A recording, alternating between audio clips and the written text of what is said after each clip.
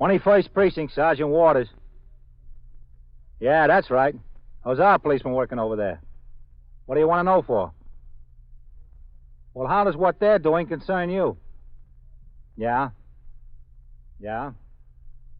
Well, you'll just have to bear with it. You are in the muster room at the 21st Precinct, the nerve center. A call is coming through. You will follow the action taken pursuant to that call from this minute until the final report is written in the 124 room at the 21st Precinct. All right. Yeah, we'll be through there right away. As soon as possible. Yes, sir. You're welcome. 21st Precinct. It's just lines on a map of the city of New York. Most of the 173,000 people wedged into the 9/10 of the square mile between Fifth Avenue and the East River wouldn't know if you asked them that they lived or worked in the 21st. Whether they know it or not, the security of their homes, their persons, and their property is the job of the men of the 21st Precinct.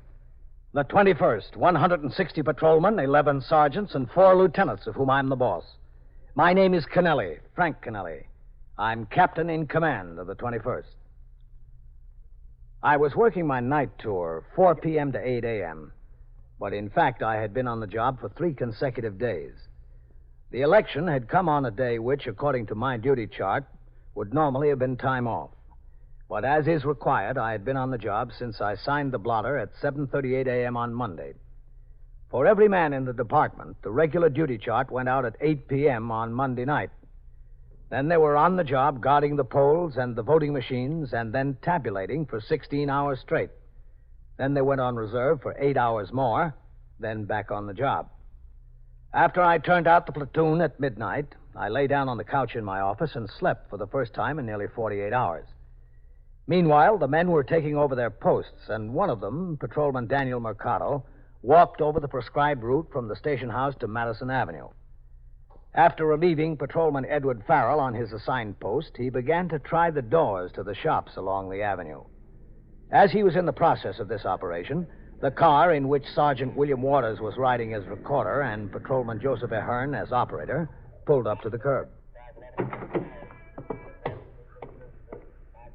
Okay. Stay in the car while I talk to him. Yes, sir.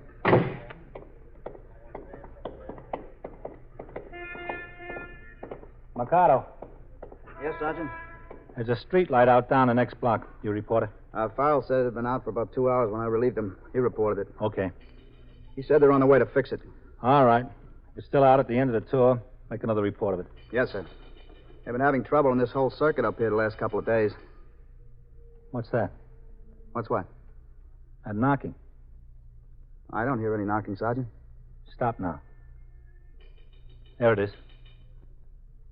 Sounds like somebody hitting a window.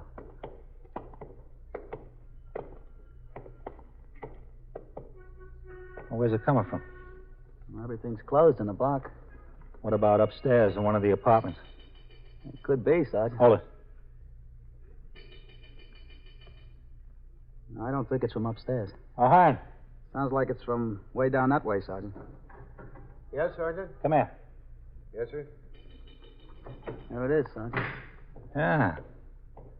I think it's from way down that way, the next block. Yes, Sergeant. Hello, Murray. Joe? Somebody's knocking on some glass, huh? I don't hear it. Oh, wait just a second, you will. There it is. Yeah. From down the next block. What do you think, Joe? You got me. Could be coming from across the street. Hold it. All right. Yes, sir? We'll walk down. You'll be in the car. Okay, Sergeant. Come on, Mercado.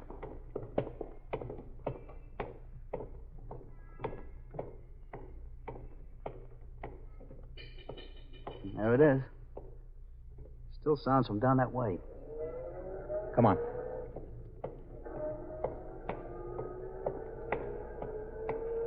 Keep your eyes on those apartment windows upstairs. Okay. I'll look in the stores. Yeah, it rings out like a bell. Sure does. There's nothing to stop it this time of night.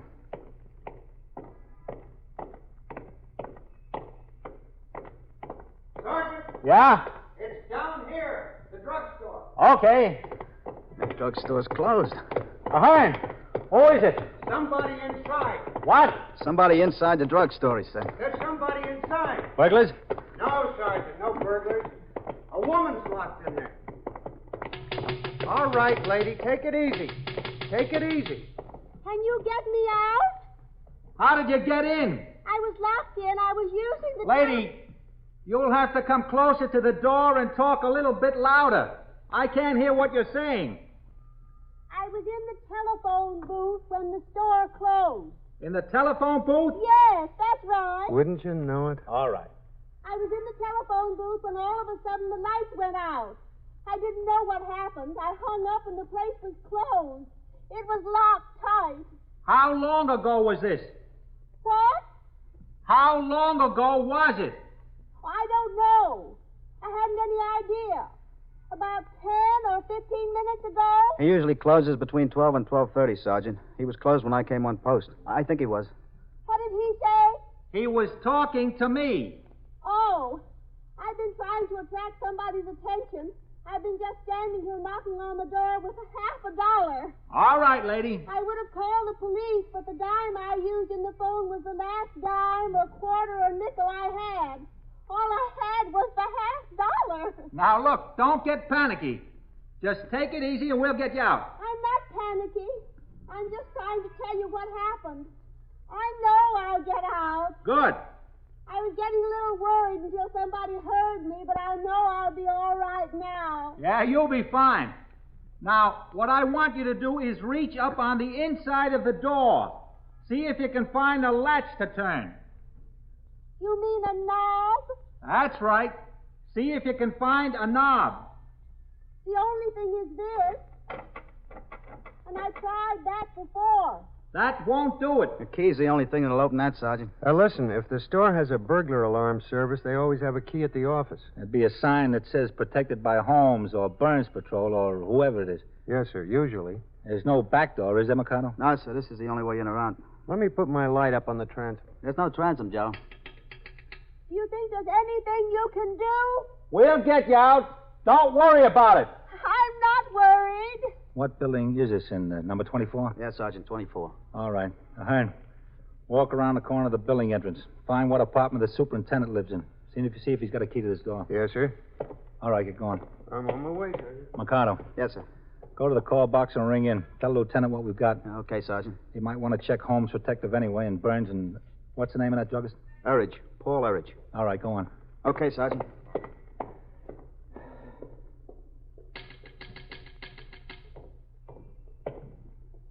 Yes, lady? You're not going away and leave me. No, we're not going anyplace. Oh, that's good. I saw them leave. I sent them to see if they could find somebody with a key. Oh, thank you. You're welcome. Now, listen. Yes? Didn't the druggist know you were in the telephone booth? No, I guess he didn't. It's in a funny place way in the back, in an alcove almost. Was he alone in the store? I think so. Didn't he see you come in? What? Didn't he see you when you came in the store? Maybe he did, but I was in the booth so long I guess he forgot. What's your name? Grace Nader. How do you spell that? Grace. The last name. Oh, Madder. Is that Miss or Mrs.? Miss. Where do you live? Around the corner there at number 22. Don't you have a phone in your apartment? Oh, yes. Why didn't you use that instead of coming down here? Well, the call I was making was of rather a personal nature. I didn't care to have my roommate overhear it. Oh, I see. What did you say? I said I see. I understand. Oh, thank you very much. You're welcome. How long do you think I'll have to stay in here? Until we can find someone with a key. Do you know someone? Well, it's in this apartment building. The super might have a key. Do you think so? Maybe. And if the druggist subscribes to the burglar alarm service, they'll have a key for sure. It doesn't look to me like he subscribed to it. It's such a small store. And besides, there's none of that silvery tape on the windows. There's all kinds of burglar alarms. Oh. Supposing he doesn't subscribe. Then we've got the owner's name and phone number on file at the station house. We'll get him down here to open up. I don't think he's going to like that very much. Well, he should have looked around the store before he locked up. What did you say? He should have looked around the store better. Hey, what's the tumult here, huh? What's the tumult? All right, keep moving. Excuse me, officer. I didn't mean to usurp your prerogative. You're not usurping anything, mister. You just better go on home and get in bed. Oh, what do we got? A damsel in distress. Yoo-hoo. Go on. You better hit the ties. Who put her in there? Yoo-hoo. Get moving, will you? Listen. I am not drunk. I'm only offering you my technical know-how for this damsel in distress. If you think I'm drunk... Yeah, I think so. You are perfectly mistaken. All I had was one rocks on a scotch with a whisk of peppermint wheel. Now, look, will you get going? Go on home. All right. Word from the wise is sufficient. Yoo-hoo! Good night. Good night, sweet damsel in distress. I'll fetch he you was a a big mandolin help. and we'll have a little fun. I was worried. I thought you were going to arrest him. Him? No, we've got bigger troubles. I'll say we've got bigger troubles. You know, I'm beginning to get a little worried. What? I'm beginning to get a little bit worried, I said. Are you in a hurry to get any place? No, Will anyone be concerned about you? just my roommate, but I don't care about her or whether she's concerned. All right, then, relax. Enjoy the fuss that's being made over you. I can't relax. You were relaxed before. We'll get you out, don't worry. I know you'll get me out. I have no doubt about that. I'll try to be calm and collected. But I just feel that I'm going to lose control. I feel so ridiculous in here. How do you think I feel out here? I spoke to the desk officer, Sergeant. Yeah? They rang over to Holmes. This store isn't a subscriber. They got no key. Burns either. I didn't think they would be. How's she doing? He's still in there. Is there any news? Did you find a key? No, not yet. Sergeant, Lieutenant got the owner's name from the business house file. And like I told you, it's Erridge, Paul Erridge. He lives up Washington Heights. The lieutenant said if the super didn't have a key, to ring in again, and he'd get hold of Mr. Erridge right away. Okay. Yes? What's going on? What are you plotting out there? We're not plotting anything, lady, except how to get you out. Here's a hand, Sergeant. How'd you do, Joe? I woke up the super, Sergeant. Yeah? He's got no key to any of these stores. Uh-huh. All he handles is the residential apartments in the building. These stores here are handled direct by the office. Okay. Mikado, you better ring into the lieutenant again. Tell him we can't locate a key. Okay, right away, Sergeant. The super said he'd come and see if he could give us a hand as soon as he gets dressed, but he doesn't know what there is that he can do. There's no other way out of this store, is there? No, sir, he says there isn't, just this door. Yes, lady. Did you get a key? No, not yet. I thought that policeman went to wake up the super of the building. He did. The super's got no key to any of the stores. Well, what are we going to do? How am I going to get out? We'll get you out. You keep saying that, but you don't do anything. Just don't worry. I am worried. I'm getting worried to death.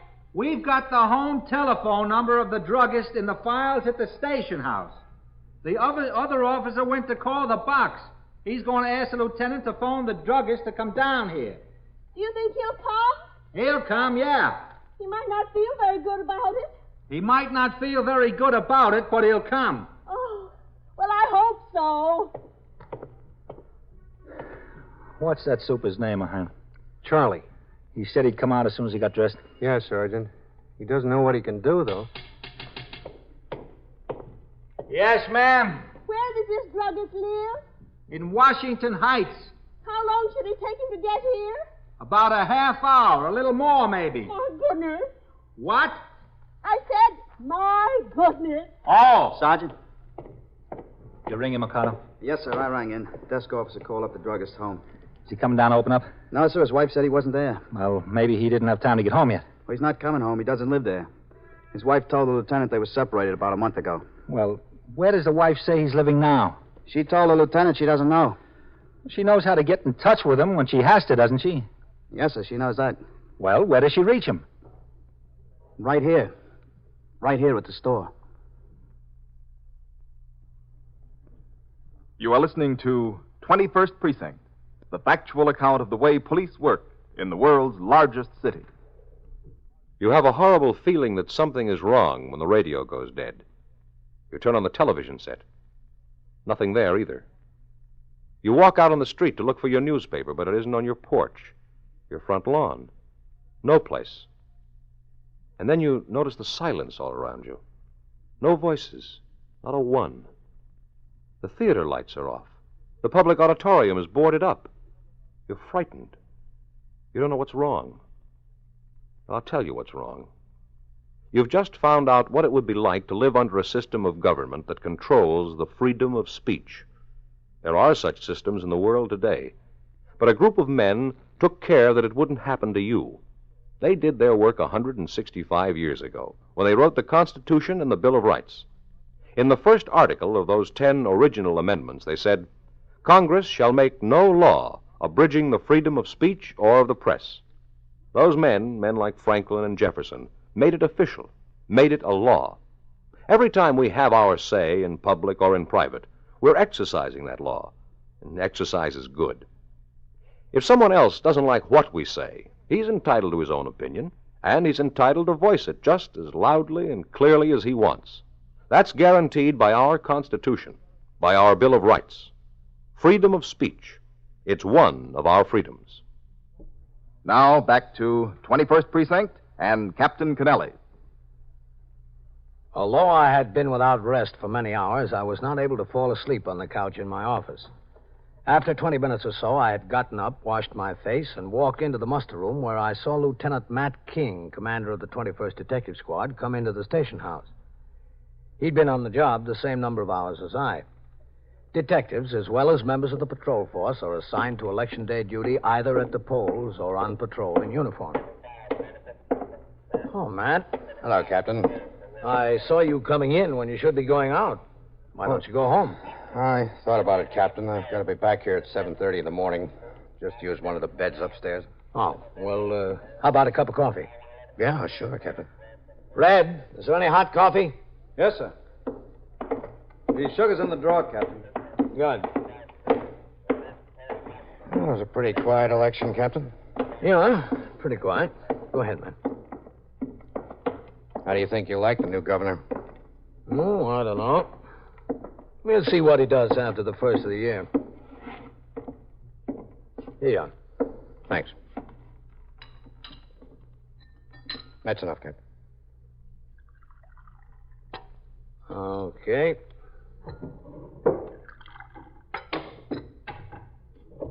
Sugar, man?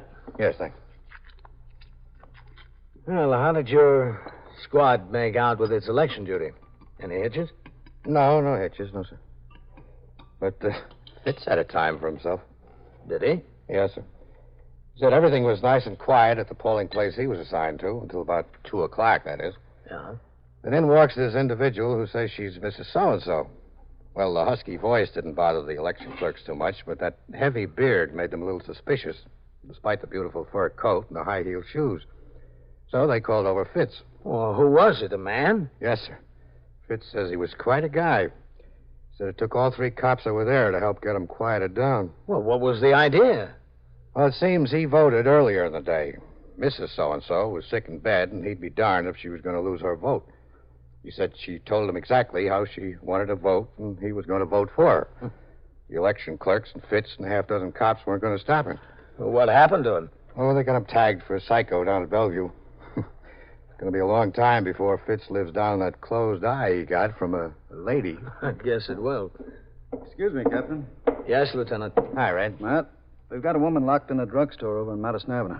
Well, how'd she get in there? She was in the phone booth when the druggist closed up. Yeah? Super of the building said he's got no key. We got out the druggist's phone number from the business house file. His wife says she's separated from him about a month, and she doesn't know where he's living.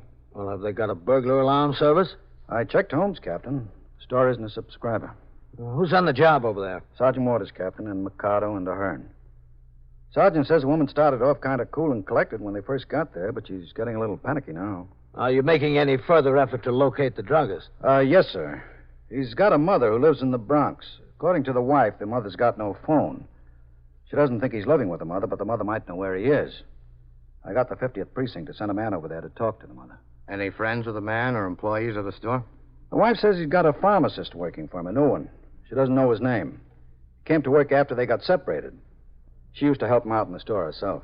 She doesn't happen to have a key around the house there. No, sir.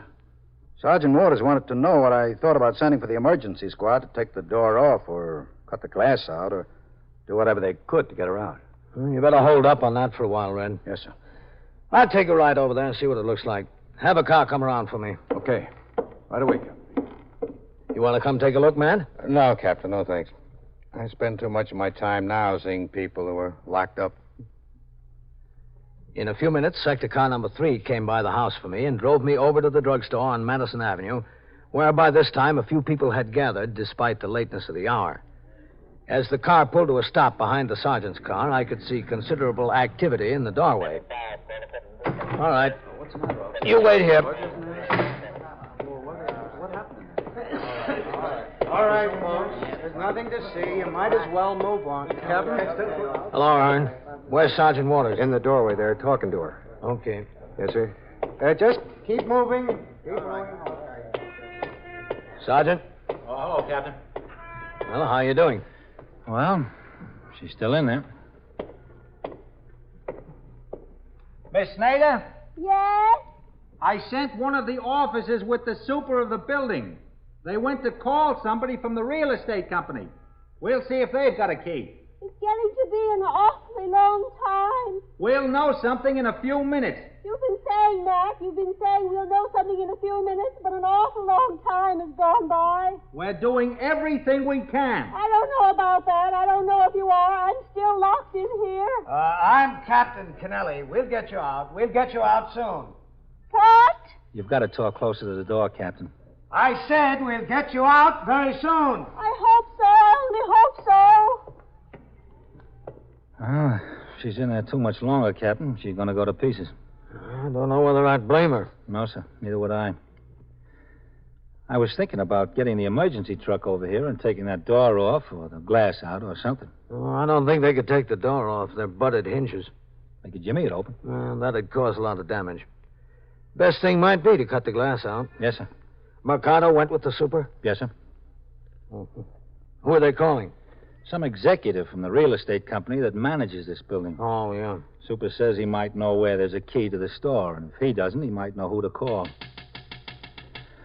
There she goes again. Officer, Yes? any news? They haven't come back yet. Oh. I'm getting very thirsty. Thirsty? Yes, very thirsty. Well, why don't you go behind the soda fountain and get a glass of water? You think it would be all right? It'd be all right, sure. If you say so. Yes, go ahead. All right, I will. Well, that'll keep her busy for a minute anyway. Yeah. Hearn. Yes, sir? Did you call me, Sergeant? Captain did. Yes, sir. Take a walk down to the call box. Ring in to Lieutenant Gorman and see if he's had any luck in locating the druggist. Yes, sir? And tell him I'll be here until we get her out. Okay, Captain. I'll tell him. Let me know what he says. Yes, sir. The 50th was going to send a man around to his mother's place. Yes, I know. All right, Miss Nader. We're right here. I got my drink of water. That's good. And I found this chair, too. There's no sense standing here when I can be sitting. Yes, you'll be a lot more comfortable. It's not how comfortable I am that makes a difference, but I'm getting very nervous. What? I'm getting very nervous. I want to get out of here. We'll get you out. I want you to get me out now. Right now. There's no reason why I can't get out right now. Like I told you, lady, if we can't find somebody with a key, we'll get the emergency squad over here to take off the door. I'd sure like to know when. Very soon. You've been saying that. Captain? All right. Just relax. You'll be all right. Yes, Mercado. Captain, this is Charlie, super at number 28. Glad to know you, Captain. Hello. Some deal we got here, huh? Yeah. You have any luck? No luck at all. I went inside and I called up my boss, which is Mr. Doyle. Well, did he have a key? Well, Mr. Doyle has got charge of residential rentals only, so he told me to call up Mr. Matthews, which is in charge of business rentals. I said, look, Mr. Doyle, Mr. Matthews don't know me from a hole in the ground. So Mr. Doyle called up Mr. Matthews, and Mr. Doyle called me back. Well, did Mr. Matthews have the key? I know, sir. They said they got no keys to any of these stores. At least that's what Mr. Doyle told me. Mr. Matthews told him. I talked to Mr. Doyle, Captain. He said that Matthews assured him there was no master key to these stores in their office. The only one who has a key is the tenant. I rang into the house, Captain. Yes, Ahern. Lieutenant Gorman says the 50th got back to him. They sent a man by the house of the man's mother. She doesn't know where he's living. She hasn't heard from him in over a month. Captain. Yes, okay. Now, look, Miss Nader. Put that chair down. Put it down. No, I'm going to get out of here. Look, we've got the emergency squad on the way, Miss Nader. You've been saying that. Now, put that chair down. What's the trouble, Sergeant? You better get back, Mikado. Keep the rest of them back. Yes, sir. Come on, Ahern. Let's get them back. Miss Nader! I'm getting out. You better get out of the way. I think she means it, Captain. Get back. Get back now. Put that chair down. We'll get you out. Get back. Get back. Come on, Captain. Miss Nader! Captain, come on. Wait. Move.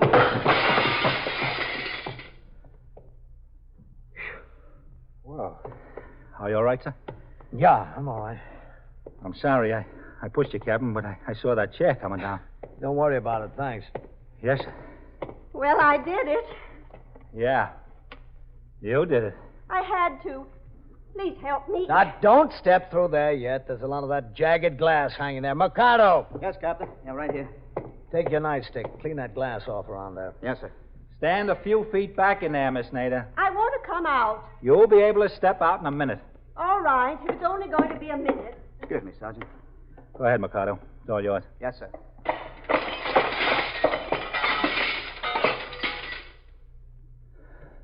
Okay, Mikado, that's good. Well, Captain, I guess she solved the problem for us. I guess she did. And from now on, I don't think she'll mind if her roommate overhears a phone conversation.